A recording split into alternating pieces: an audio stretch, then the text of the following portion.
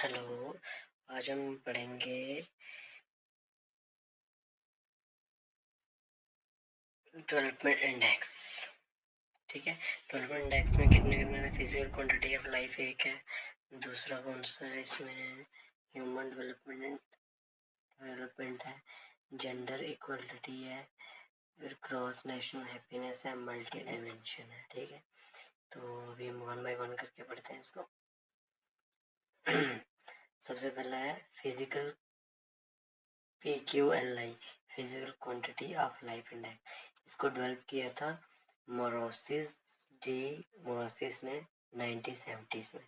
ठीक है, और इसमें 3 फैक्टर है, एजुकेशन, इसको लिटरेसी भी बोला जाता है, हेल्थ और लाइफ एक्सपेक्टेंसी भी बोला जाता है, इन्फेंट मोर्टेलिटी रेट, इसका मतलब ये है कि number of child death within the द 1 ईयर एज पर 1000, इसको बोला जाए infant mortality rate. Index value, जो स्कोर हमारा होता है 1 to 100 के बीच होता है। जैसे यहाँ पे बताया गया 1 होगा तो वर्स्ट में जाएगा, 100 होगा तो बेस्ट में जाएगा। ठीक है, देखो अब आगे इसके आगे ह्यूमन डेवलपमेंट इंडेक्स HDI में क्या है, इसको ह्यूमन डेवलपमेंट इंडेक्स को इसको डेवलप किया महबूब उल हक ने, पाकिस्तान में था, पाकिस्तान के रहने वाला है। 1990 में एनुअल रिपोर्ट जो है पब्लिश की थी यूनाइटेड नेशन डेवलपमेंट प्रोग्राम ने। तो 3 फैक्टर इसके लिए मायने करते हैं, एजुकेशन, जिसको मीन ईयर ऑफ स्कूलिंग कहते हैं, एक्सपेक्टेड ईयर ऑफ स्कूलिंग कहते हैं, हेल्थ जो है लाइफ एक्सपेक्टेंसी है, standard of living per capita income के ऊपर डिपेंड करती है। ठीक है, तो स्कोर जो है कहते हैं कि इंडेक्स वैल्यू इसका क्या है 0 to 100, 0 होगा तो वर्स्ट में हो जाएगा, 1 जो होगा बेस्ट में होगा।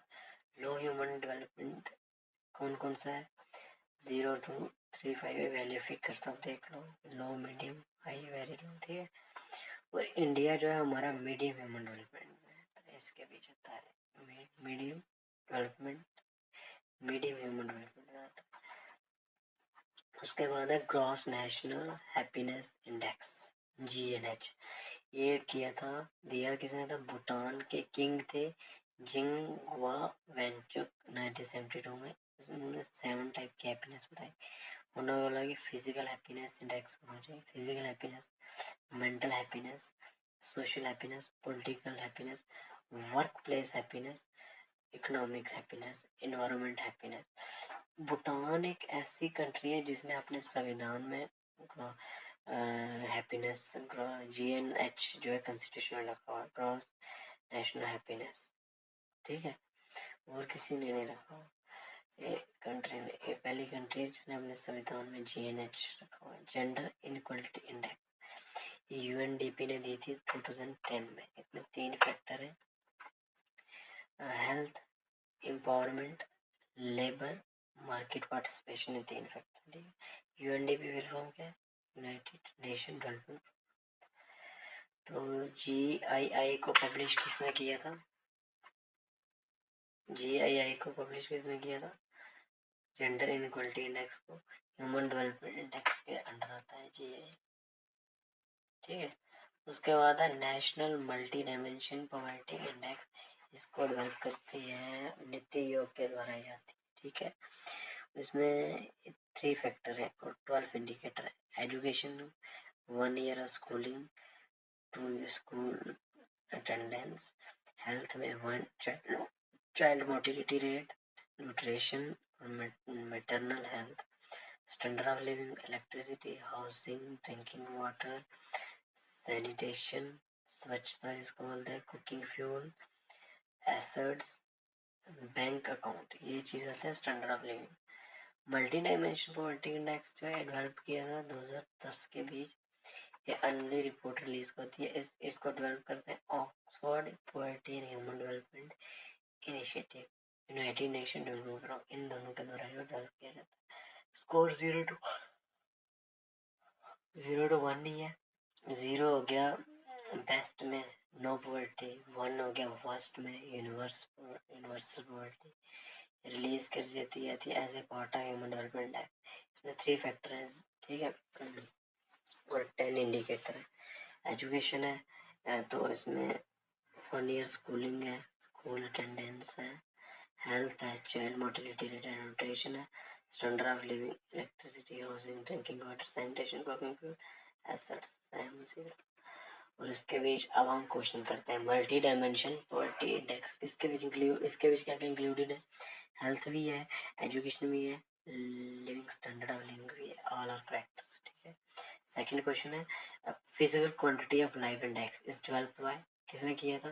मोरासिस डी मोरासिस ने। उसके बाद HDI is interested, human development index interested with reference to life expectancy at birth भी है, रियल GDP इसको पर कैपिटा इनकम भी कहते हैं, इन्फेंट मोर्टेलिटी और मॉर्बिडिटी नहीं है option number first and second.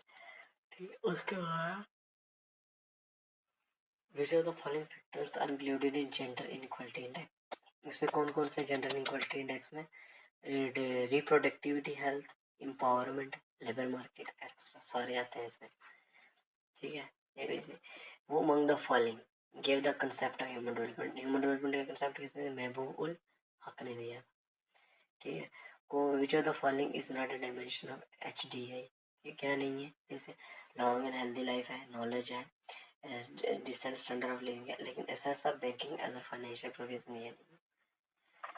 उसके बाद विच ऑफ द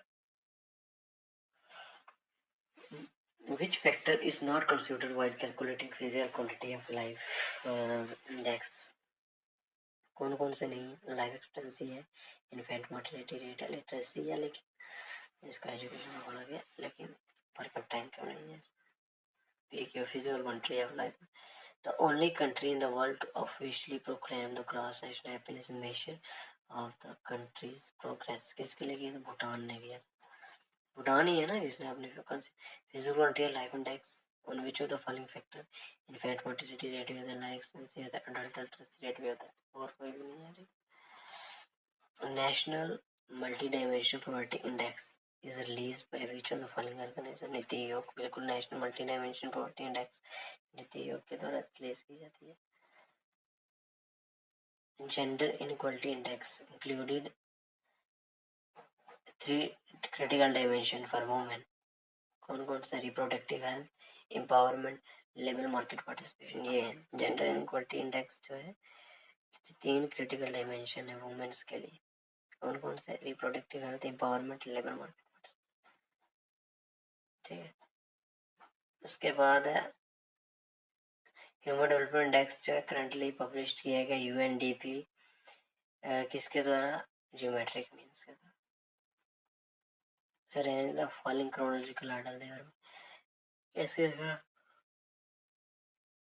सबसे पहले फिजिकल क्वांटिटी लाइफ इंडेक्स आ गया 1970 में।